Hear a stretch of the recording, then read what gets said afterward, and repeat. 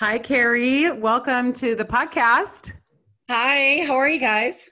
Great. How's LA today? It's freezing. It's like 71. It's so cold. It's like So, winter. I'm mhm. bundled. I'm bundled. I think it's like 60 something. I can't tell you for sure. Are It's you winter. from LA? Are you from California? No, heck no. I'm a Detroit girl through and through. Totally Detroit. But I have a Southern mother from Alabama. So I have Southern blood in me. And she tried to raise me like a cute Southern kid with bows in my hair and failed so badly. But we did spend a lot of time in the South. And then they moved to Atlanta 20 years ago. So home away from California has been Atlanta for 20 years. And so, how'd you end up there? I moved to LA to marry Matt Damon and win an Academy Award. And I told God I would give him all the glory at the Academy Awards. And it was kind of a funny story because the first time I got on the Tonight Show, I was sharing a dressing room, and the dressing room next door was Matt Damon, which I always tell people I felt like that was Jesus. But then Matt did not hear from the Lord, and that's how I got my first restraining order. But I just moved to LA to do acting and be famous, and I'd been a performer kid my whole life. So they literally just loaded up the minivan and drove me out to Hollywood, dropped me off with a map. Remember maps? Oh, Yeah. yes. Oh, ancient maps. With like a magic marker and like a map. I know the kids today are like, what? So my dad drew me a map and I was so scared, and it was great. It was crazy and it was great. And that was 20 years ago. Wow. And you have two daughters, is that right? I do. I have Lucy and Ruby. And right before we started this podcast, the school called. I'm choosing to ignore them because I really parent in a don't ask, don't tell way. Like, don't bother me unless they're bleeding. Yeah. So maybe they're bleeding. I don't know. We won't know till after the podcast. Oh, well, you've had quite a career. Can you tell us what happened after you got dropped off with the map? Oh gosh, so many things. I became one of the 4 Christians in Hollywood, which was very exciting. I went to a meeting, but I started working in like acting, General Hospital, Young and the Restless, all the Christian shows, and then did comedy, and then started. This is a very condensed version. Started doing stand-up comedy because the Lord convicted my heart to do clean, only clean material, and it's very hard to do movies with Charlie Sheen that are clean because that's what I was getting offered. True story. And so I ended up working and doing comedy on the Tonight Show and Comedy Central, and I started doing stand-up comedy, and I never in my wildest dreams expected it to take off and to become a ministry the way that it has. And the Lord has been really faithful. He's opened up amazing doors. I'm a writer for the Hallmark Channel, and I've written 5 books, and I just am a worker, I think. I just am a worker bee. I don't know what I would do with free time. Okay, so hold up. Writer for the Hallmark Channel. I just need to camp there because people are either Hallmark Channel people or they're not. I happen to be one of the people who is. I love the Hallmark Channel. I love it. So how did you get that gig? Blood, sweat, tears, prayer. It's a tough gig to get. I've written my 2nd script for them, and I like to say the scripts are really predictable. You know, there's a snowstorm and the bed and breakfast is failing, and throw in Candace Cameron, Joey Lawrence, and like a lumberjack axe and a puppy, and we're good. But Hallmark Channel is a great place to write. They're very clean. You can't even say the word jerk. I mean, like they're so like PC, you know what I mean? But I love writing for them, and they're just really great people to work for. Well, and it's true. I mean, I have to say, I get so tired of the overly sexualized shows, movies, etc., that I just turn them off eventually because I'm so tired of it. And so to go to the Hallmark Channel and know that there may be a kiss, and that's kind of it, you know, and the language is clean. She may be a princess. We don't know, do we? Yes, she may at the end of the show. One of my best friends is my writing partner, and she's a mom, and we write at like 10 o'clock at night. And we always are like, well, they already did that in The Notebook with Ryan Gosling, but let's bring it over to Hallmark. Like, I mean, we're just like recycling 80s rom-coms, you know, or the Wonder Years or whatever. But it's really fun to work with friends and write with friends, and we have a great time. Can you say some of the shows you've written? Oh, my Hallmark movies? Mm-hmm. Oh, they're not out yet. They're just being cycled. One of them's called Renovate My Heart, and one of them is called Love by Proxy. And so Hallmark is like a factory of movies, and it's like Survivor. They bought our scripts, and then we keep working until you get the final yay. And I want them to air for my mother, but honestly, I'm just happy working. Like, I'm like, do whatever you want. Like, Hollywood is its own animal, but I write scripts. We're pitching some other feature films, and I really enjoy writing, which is something that came to me later in life. And it's just been a joy to be. I never thought I was going to do that, but it's become a passion of all kinds of writing. Well, and screenwriting is so different than the kind of writing that a lot of us do. So how did you develop that particular skill? I got a partner who's good at grammar, and she knows how to type. And then I jump around the kitchen with guacamole and chips and do dialogue, and then she makes it pretty. So we're the perfect partnership because she does exposition and I do character. And we literally, it's such a hard process. People think you just throw a script together. You have to do an outline, and then they have to approve the outline. Then you get 12 pages of notes, and then you do another outline. And Hallmark movies are based up in 9 acts. So there's format to it. I'm just glad I have Claire. I couldn't write my name without Claire. Like, I don't even know, but I know how to come up with funny dialogue. Now, remember, it's Hallmark, not too funny. We can't be too funny. So I'm like, dang it, can we just write for Netflix so I can be edgy and tell that joke?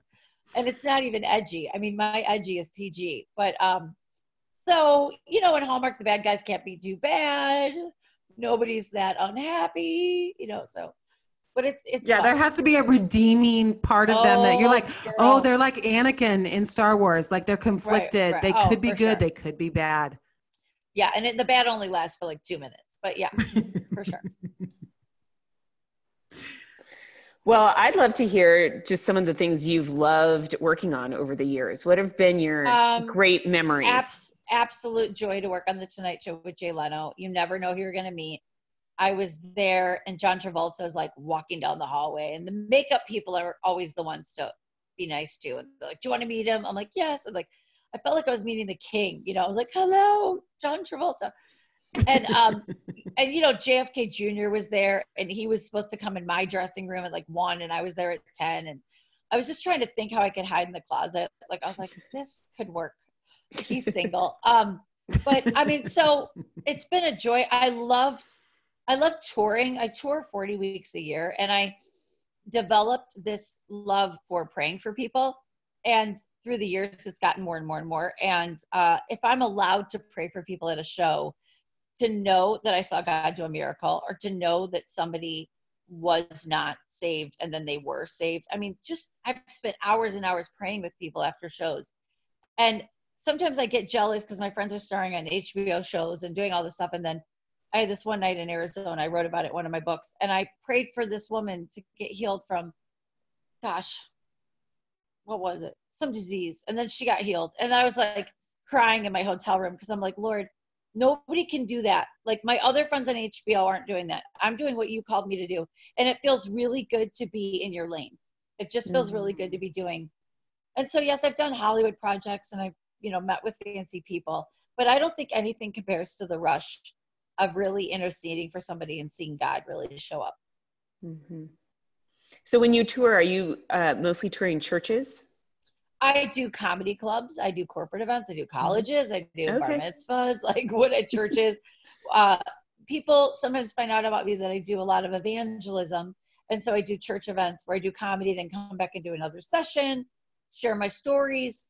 I mean, my testimony is like, look, if God can use this, he can use anything, So that's always been my gift, is to be able to say, I'm really messed up, so you should feel better about yourself because God can use you. So you are an absolute anomaly in your field. So what does that feel like for you? Because there's the Tim Hawkins of the world, and, the Dude Perfect, and, there's a few here and there, but what does that feel like? I don't think about it that much. I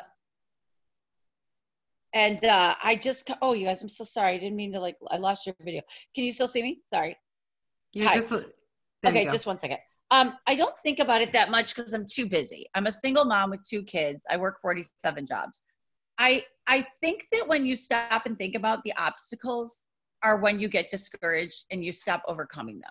So I really have just kept my head down and I keep going. And I know that God's my agent. I've had so many huge things happen and then not happen. And I always know that God didn't want that to be my assignment. So yes, I was supposed to get a sitcom and it was all about me, but that didn't happen. Or my 5-year-old daughter got an Academy Award winning movie and they wanted her to be in it, but the script was dirty and we turned it down. We didn't even look back. Then she got offered a sitcom on NBC and it was dirty and we didn't even look back. So it's kind of like you're just running this race and you don't have time to stop. You're just like, I'm in it to win it. God is on my side. I get grieved by Hollywood as a viewer. I've gone to movies. I wrote a chapter about this where I left the crying. And then I was like, well, but God's giving me a voice and I'm just going to use my voice as best I can. And then I pray for favor. I'm like, God, you know, the 4 of us Christians out here, we need favor. We need your hand on our projects. So that's what I'm asking for. Yeah, that's really good. So talk to us a little bit about how, by what measure, because you are in a little bit of an edgy field. So how do you measure whether something is, I'm trying to figure out how to ask this. Well, appropriate, because you're always kind of pushing envelopes a little bit, which is part of humor, right? Because that's sometimes what makes it funny. So, I mean, right. I mean, if my mother can watch it, I'm good because she's the, Jesus on earth person. My mother's like Southern. She's never sinned ever. And I have jokes that she thinks are horrible. Like, I'll be like, why am I doing comedy? Because I have a big mouth and a dysfunctional family. And she's like, don't say dysfunctional. That's a bad word, But I don't even get close to dirty. I mean, the dirtiest joke I ever told was, and I don't even think it was at a church, but I said, my life is so boring as a single mom. I told my best friend I was going to get a mammogram and she's like, well, maybe it'll turn out better. You could get a male nurse, and like all the women, like that's the edgiest material you're ever going to hear from me. But I do push the envelope in saying things that other people don't necessarily say out loud, which gives me great joy. It doesn't have to be dirty, but my job is to do that. My job is to talk about the gang warfare that my daughter's involved in, and they call it Girl Scouts. But if you don't sell those cookies, they kill your family. So, it's a comedian's job to exaggerate, but say things like, "Oh man, I wish I could say that out loud." So it's fun. Mm-hmm. Well, you mentioned something about being a single mom.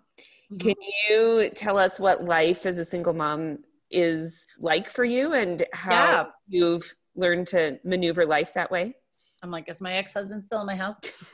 So I married a comedian 14 years ago, and Christian comedian. And, you never want to be in the divorce club. It's not a choice that you want to make. It's sometimes forced upon you. It's, we had some behind the scenes struggles that of course nobody knows about when they see us performing for millions of people. And it was very tragic when we got divorced. And the one thing I prayed to God is, please don't let my kids suffer, please, because it was just a hard situation. And through the grace of God, we have managed to co-parent out of like one house, my house, and the kids never had to move. They never go anywhere.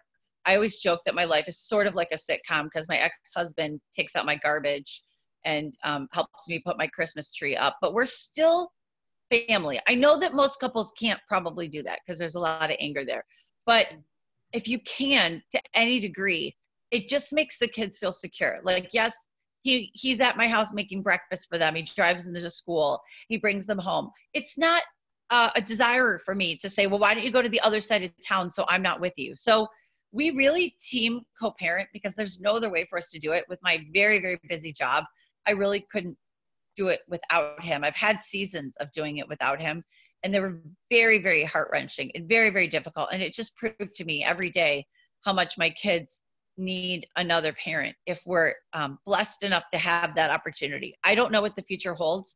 I don't know if I'll always have him co-parent with me, but I have to just take it one day at a time. Well, and you did say you're on the road a lot. So what does that look like when you're on the road as a single mom? Well, I get up at 5:00 in the morning. I get on a flight. Ron takes him to school. I kiss him goodbye. I'm home the next morning, and then we go to ballet class. I mean, it's really, there's no, I just kind of come back home. And it's funny, some of the things we still bicker about. I'm like, we're not married. You can't tell me how to put the toilet paper on my, and so it's kind of like, if he's doing stuff for me, I look at it like a bonus. So I can't nag him like a wife would. But I still can passive aggressively like make comments like, hey, remember that thing? Like you said, you were not going to feed them pizza for 3 days. Could we discuss that? But, so he takes great care of them and he's the guy who takes the ballet class. He's the guy that can brush the hair and do the homework. And then I work and I work really hard. So that's kind of our dynamic right now. And I'm not dating anything at all but Netflix. Netflix and I are very committed to each other. And I'm very happy. I said on stage the other night, I have Netflix and an electric blanket, and I feel very complete in my life. Look, I'm pretty good. I have double the closet space. Amen to the electric blanket. It's kind of a testimony of God making lemonade out of a very lemon situation, because it looked horrible and hopeless. And I also am able to minister to women that have come out the other side of a divorce, because it's such a bad word in the, Christian church. And so if I can say that you don't have a scarlet letter and you're not disqualified from loving God, from serving God, that you are worthy to be loved, you are worthy to have good things in your life. And if they can hear it from me, who's been in the trenches, still am in the trenches, it's just another group that I can minister to. Mm-hmm. It is a gift for people to hear that. And I want our listeners to hear that from you. Yeah, because you're right. You're in the trenches and you're living it every day. So yeah, thank you for sharing that about your unique situation with your ex-husband. It is very unique. When you're not married, you don't know how long they're around. So you're like, okay, today's good day. Okay, cool. But yeah, one day at a time. Mm-hmm. Can you talk to us a little bit about that journey from the time, because whenever anything happens that's unexpected in someone's life, that maybe isn't how they thought life would go, with that comes a lot of sadness and grief and loss, but also shame can come with that. And so can you just talk to us a little bit about your journey through that? Yeah, when I was getting a public divorce, because we were public people. I mean, not that public, because Ron's like, should we do a press release? I'm like, we're not Brad and Angelina, Ron. We're Christian. We're like Brad and Angelina of clean comedy, but like they're going to talk about us, but only for about a month or so.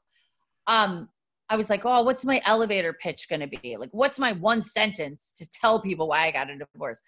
And my husband struggled with bipolar disorder for his whole adult life. And so I found, it's kind of funny, I'll go, well, he had bipolar. And then everybody just shuts up and they go, oh, like they get it. And I was like, oh, like, they're like, oh yeah, I had a crazy uncle, he jumped off the roof. And so you're like, okay, the fact that I had this sort of word, like a code word, they're like, oh, because, bipolar is horrible.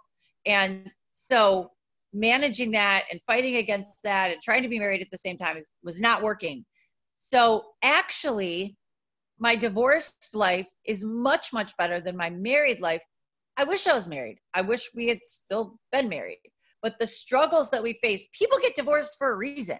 So you don't feel sorry for them because they're divorced. Just support them and love them. So the transition to being divorced, like, we were separated so many times in and out trying to make this work. We did not have an anger, a hate. We never went to court. It wasn't even like that. But it was like, okay, God, what's this going to look like? I'm a sole provider for 2 kids now. Are you joking? Like, he's not working. And how am I ever going to let that go, that I'm not getting quote unquote child support or whatever? And my friends were like, you're going to have to let it go. I'm like, but I can't let it go. They're like, you're going to have to let it go. And I'm like, 5 years later, I was talking to my pastor. I'm like, so I let that go. She's like, and you're buying a house in LA. And I'm like, I know, that's crazy. So it's letting go of things that you're like holding on so tight to, of the stability of having this partner in your life, or well, this is what it should look like, and he should contribute. Well, it wasn't a circumstance where he could contribute. And so I had to let it go, because me getting mad about it was only making me toxically sick. and me appreciating for what he can do and how he is there for me. And when I do a trip and he loads my luggage for me and he drives me to the airport, I'm like, that's his contribution to my family. And when I've been sick before and he's totally been there to take care of the girls and even help take care of me. I was doing a podcast like 3 months ago and I was struggling with kidney stones, which is like horrible. And they cause all sorts of infections like UTI. And I'm doing this podcast with a comedian friend of mine, and Ron calls in the podcast and he's like, hey, I'm at CVS. Do you need like the Urostat or do you want like the Monostat? I was like, oh my gosh. And I was like, this is real life, people. I know that other people may, I always encourage my divorced friends. I'm like, be happy for what you have. He gives you a check every month. Like, that's amazing. But I just had to take it one day at a time and let go of a lot of the anger of what it didn't look like, Mm-hmm. That is so good, because I think every person has their own story. It could be a big thing or a small thing, but every person has their own story of, this is not what I planned. This was not in the plan. And this is different. It's turned out differently than I had hoped and expected. And this is really hard. Yeah. Yep. Yeah. Those are good principles for anything, really. Mm-hmm. It's really one day at a time. And just that whole concept that our own bitterness can make us toxic and to ourselves.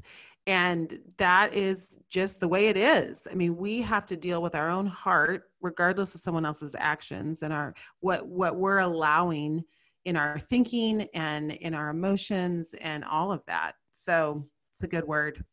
Thank you. Can you talk to us about your concept of Proverbs 32? So you wrote this book, and I'm just wondering where it all came from. Well, and I actually wrote 2 books, if they didn't mention that. I have 2 books that just came out last week. And I always wanted to be Proverbs 31 woman in the Bible, but years ago I figured out I don't plow and I don't rise early. So, and I've never been in a field. And so I was like, Lord, she gathers her food from afar. It says right here in the Bible, that's takeout. That is Uber Eats. And so jokingly, I started this Proverbs 32 woman ministry. She rises late and her kids make her breakfast, or I don't pay retail. And, this Proverbs 32 woman represents the anti-Pinterest. I don't make crock-pot farm-to-table meals. My kids may not have matching shoes. Like, I don't know. And it's not just for married women or moms, but it's just sort of became a movement of Proverbs 32 women going, I am a hashtag hot mess for Jesus. And so the books came out last week. They're available all over. And I have this tribe of women all over the country calling themselves Proverbs 32 women. And they're hilarious. And they're like, we need to do a cruise. They're just like on fire. We got t-shirts, we got hats. But the books are really all about loving yourself where you are and letting God love you right where you are. It's so common in Hollywood and the Christian world to see pretty, shiny people with perfect hair, hair that doesn't move, you know what I mean? And just like this nails that are the perfection of Jesus Christ, and going, did that really happen organically? And I'm like, no, that's Photoshop and a village. That is a village of people. But I just wanted to take that mask off and be like, I got Botox yesterday and my face broke out in hives. Okay. Like, this is my life. I'm trying these things to stay young and stay vibrant, and they're not working, and I'm falling on my face over and over. But God thinks I'm adorable, and he thinks you're adorable. So there's a lot of scripture. There's question and answer. The devotional is for 60 days. And then the chapter book has like thoughts to ponder. And I hope that it'll help women just love themselves a little bit more. Well, I love the idea of the Proverbs 32 woman, because I feel like I'm that all the time. I mean, yeah, it's So what has resonated with women the most, do you think? Just the freedom to be honest about what is going on, and also pushing back against that Pinterest perfection? The hashtag hot mess for Jesus really took on, and women are posting pictures of like, I gave my kids cereal for dinner 3 nights in a row. And, I posting these hot mess moments of like, I got my kid a Beanie Baby and now she's addicted to it, and we're on vacation and she lost it. So now we're at Target trying to buy another Beanie Baby. And, just these moments of life, single women just being like, You know, I'm a hot mess for Jesus. I'm my roommate, 53, single, never married, you know, just making her life one day at a time. So I think that's really the message of the hot mess for Jesus is kind of funny. But at the same time, they're like, Jesus loves me. You know, my kids ate an entire bottle of Flintstones vitamin while I was writing the book. And I was like, I can't call poison control because they know me. And so, repeat customer. Yeah. They're like, hey, Kerri, caller ID. So moms are going to read it. Non-moms are going to read it. And I made sure that intentionally it was not a mom book. I don't know where else I put a lot of 80s rap lyrics in it and Golden Girls theme song. And I had an exchange with the Proverbs 31 woman in the book, and I wrote her a letter and she wrote me back. And the book is kind of an homage to her of talking about modern day problems and how would they handle that in the Bible? And did she have pressures and did they gossip? And it was great to create her character a little bit and have her talk back to me about what they think of modern day womanhood, which they think we're a hot mess. But, you know, it was a really great project to work on. I'm really thrilled. So you said 2 books. So there's the Proverbs 32 woman, and then what's the second? It's devotions for the Proverbs 32 woman. Okay. She rises late and her kids make her breakfast. And they both came out on the same day. And they're doing really well. I was excited. They're number 1 in my category, which is religious humor. And it's me and a bunch of Jewish writers, because we always know Jewish people are more funny than we are. So I was like, I'm crushing that category. So it's been fun to see it. My mother's obsessed with my reviews. If I get anything less than a 5-star review, she's ranting on Facebook. Why would anyone not love her daughter's book? And so it's just like, she can't handle rejection. So it's been kind of funny. Your mom sounds really awesome. Oh, Barb. She's a hot mess. Barb's she's on my Facebook page posting like the ugliest pictures she can find. Being like, look at this Proverbs 30 woman. This is her ballet recital from 5th grade, you know? So she's super Christian, more Christian than all of us. So great. Okay. So the devotional is for someone who personally just wants to do a little bit every day. Yeah. Are you finding that's how people are using it? That's all they have in the bathroom. Let's be honest. You got about a page and a half before little Freddy Krueger's coming out in front of your shower with the little, what are you doing? What are you doing? What are you doing? Uh-oh, we lost her. Sorry, my audio. Sorry, just shut up. There you go. I was just saying that the devotional is really short because that's all we have in the bathroom. We literally, what do you have, 2.5 minutes before they come charging in? Mm-hmm. And they don't care that you're in the bathroom. I've had to learn that lesson. No, they do not. Okay, so walk us through, you talked about this conversation with the Proverbs 31 woman, but walk us through a little bit more of the book and what people can find in it. Well, the devotional is slice of life stories. Now, I guarantee they're all funny because I'm a comedian, but I cried a few times writing these devotions. I wrote a chapter that was really hard for me in my book called I'm Failing First Grade. And I have a little girl who was in first grade, my daughter, and I just couldn't get a handle on this teacher. And I thought the teacher didn't like my kid. And it was like my rejection issues parlayed onto this person that I barely even know. And it was my struggles to go, every teacher and every boss and every coworker is not going to adore me and adore my children. And how do I deal with that in kind of a biblical way? Like, what does God have to say? And how do we deal with people that maybe aren't our cup of tea? Do you know what I mean? And I had some chapters called, I wrote a chapter called Mean Girls. And, you know, we still revert back to 8th grade when we feel rejected. And because I am a Christian, I did kind of have a group of girls in my life that didn't want to, let's just say, invite me to the parties anymore. And it was really painful. And they were girls from my past that sort of, you know, excluded me. And I found out in the most lovely way on Facebook, seeing vacation photos, that I wasn't invited to. And it was so painful. But then God was like, you need to pray for some of those girls. They don't even know me.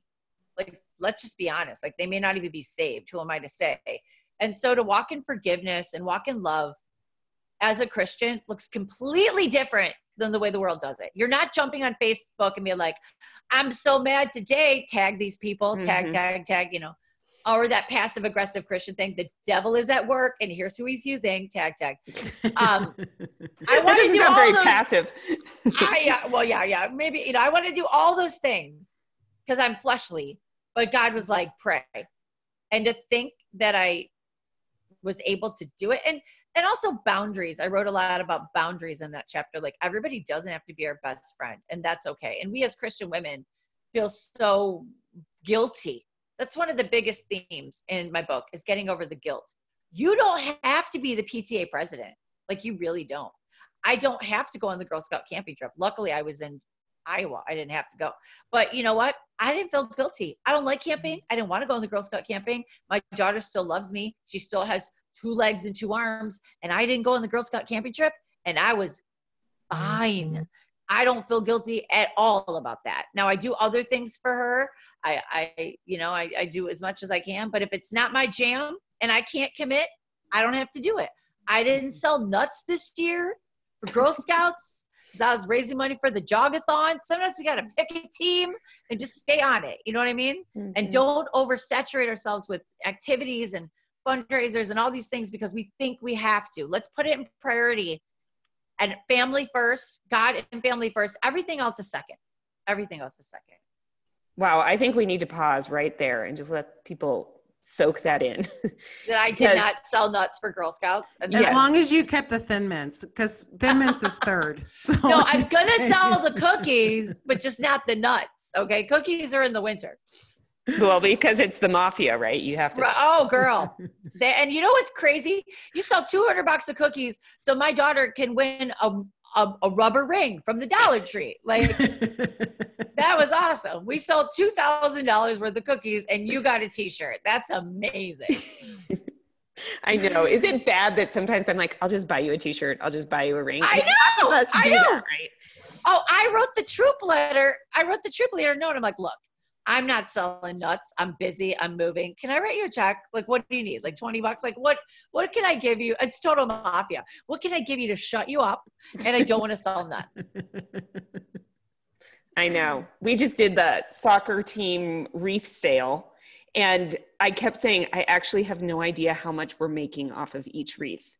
It's like, it wasn't quite disclosed because if I knew, I wouldn't be as motivated. I think you'd be better standing on the street corner, just asking for money and being like, here's like, just look at this adorable child and put money in the hat and then give it to the soccer team. Mm-hmm. But, you know, it's just saying no. I think that was a big theme in my books about like being able to say no and being okay with it, which is all of our struggles, right? But God never called us to, you know, do every single thing. Like, and I don't think the Proverbs 31 did every single thing. She had servants, for goodness sake. You know what I mean? Mm-hmm. She had servants. Do you think it's the desire to prove ourselves, or what motivates us to say yes to the things that really we shouldn't say yes to? Because we all want to be the popular girl in 8th grade and sit at the right lunch table. And it doesn't stop whether you're 20 or 40 or 60. We all want to be loved. And we all want to be adored, and whatever we can do to make one extra human on this earth be like, that was awesome. You crushed that fundraiser. Whatever. I think that's what we're doing. We want to be validated deep in our soul. So if we can get that from God and not Facebook, we're doing good. No, I haven't mastered that at all. I try. But as I get older, it is easier for me to see where the enemy is trying to trap me into exhaustion. You know, just he'll do it. He'll try to run you down to where you're not even functional anymore because you didn't say no. Mm-hmm. Mm-hmm. Totally. That's a good twist on it. Mm-hmm. We're more productive and more effective when we say no. Yeah. Mm-hmm. So, Kerri, you talked to us about something in the questionnaire we had you fill out about how you've been diving back into the Bible itself instead of reading books that people are writing self-help or about the Bible. Can you talk to us a little bit about that journey for you? Yeah. A couple of years ago, I just looked at my nightstand. I'm like, I have 18 books and 3 Bible concordances and all this stuff. And I'm learning about the Bible. I'm really big, like prayer warrior. I love spiritual warfare. I love all that stuff. But then I decided to do the Bible in a year. And I got the audio Bible because there's no excuse not to hear the word. And I thought, you know what, I can hear from all these amazing authors, but I can hear from God, and that's got to come first. So I tried my best to make that the first book that I would reach to read. And I'm not a big reader. I don't know. I don't think I'm ADD, but I'm just always multitasking. So the audio Bible has been a blessing. And sometimes I have to go back and listen to the chapters again because God's like, you weren't even listening. You were on your Facebook while that was playing. But I try to be quiet. I try to be still. And I'm doing it again. And it's really blessed me. I think it's like therapy for our soul to hear the word of God. So however you can get it, it's always a good thing. Mm-hmm. Yeah, it's good. Well, Kerri, we want to, are you still there? Wait, she's frozen. I am. Okay. Okay. Well, we want to end our interview today with just learning some fun things about you. So tell us, what makes your life work well? Well, okay, I can't lie. And it's not like the most exciting thing, but sugar and my cell phone. I could give or take my kids. They don't make my life work well. They're more work. But I am a talker. I'm a verbal processor. And so I text prayer requests all the time to my people. And they write me back. And I'm like, I'm at the doctor and they won't let Ruby draw blood. She's freaking out. Pray right now. And like, it is a blessing that I have this magical little device. And then people from all over the world will pray for me or like encourage me. And so I think that technology is not always our friend, but really I do use it. And I don't know directions. So Surrey has really been helping my life. And then Nutella. I'm a big fan of Nutella at any occasion, like Tuesday, Nutella Day. Like not to be shared with children. So yes, Nutella by myself helps me make my life work better. Do you have a favorite pairing, like pretzels? No. We're big on pretzels and Nutella.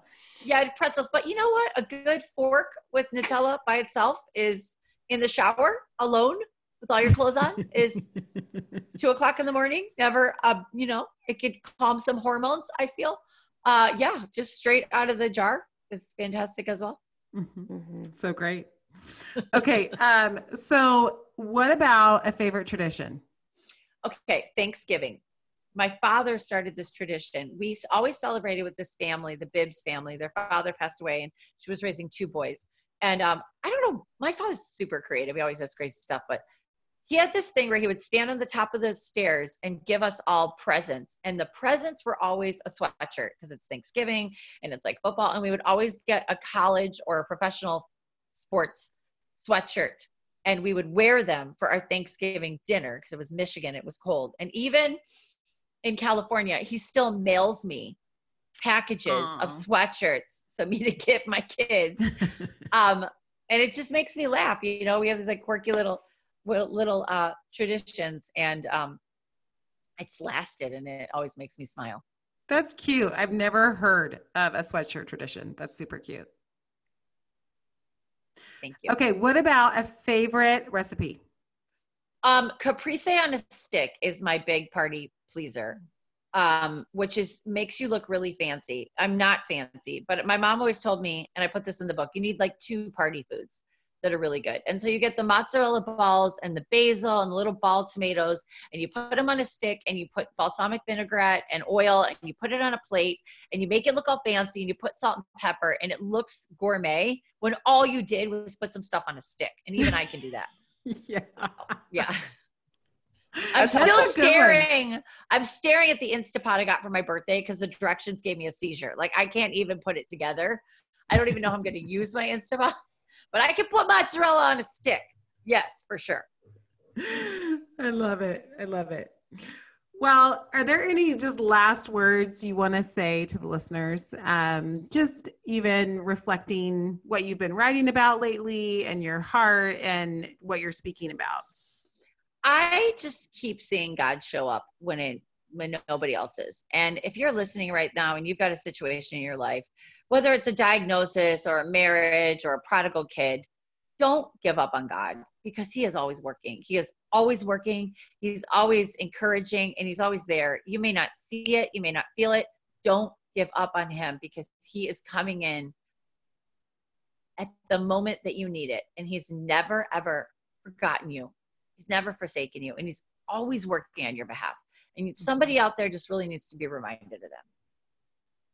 Yeah. Thank you, Kerri. Thank you. So good. Okay. Well, we will be in touch, and thanks so much for being on here today.